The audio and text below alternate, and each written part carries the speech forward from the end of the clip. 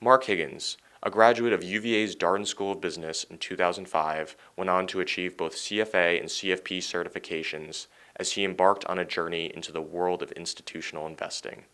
After some time in the industry, he discovered a large gap in literary coverage of financial history, which prompted him to undertake a daunting task, a research venture to author a book that would cover the past few centuries of financial history.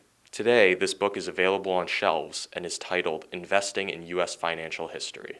Let's take a dive into the trials and tribulations that made this project a reality.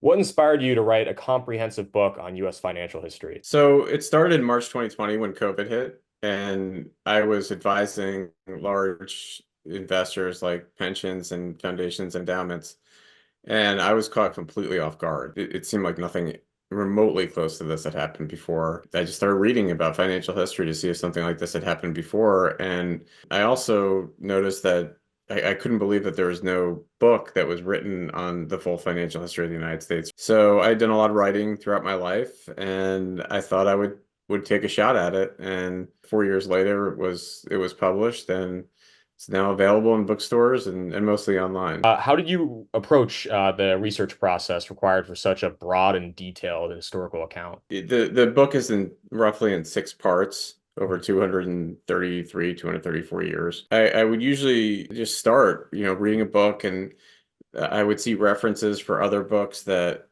would cover topics that I needed to read. And I'm taking notes the entire time. You can't see it behind me, but my basement is covered with about 3,000 note cards that document quotes and key points and key milestones in history. When I get done with an era that would usually would begin and end with some kind of major transition, whether it could be a war, it could be a natural disaster, it could just be a fundamental change in the financial system in terms of how it was structured, I would take a step back and say, okay, what are the big things that were happening here? Mhm. And then I would write that part. That's kind of how I did it. What advice would you give this young investors who are just starting to build their portfolios in the current economic climate? The title of the book is To Forecast the Future, and you can see basic shapes of the future. I think that was one way that you could use history, but it is really hard to beat the market. Almost nobody can. Mhm. And even I wouldn't dare try. There's a great quote from Paul Volcker, who thought he was going to cause a recession when he jacked rates up. Mhm. And he said, there's a prudent maximum in the economic forecaster's toolkit that is too often ignored. Pick a number or pick a date, but never both. Most people who try to outsmart the market, you're going to lose in the long term. And I include myself in that as well.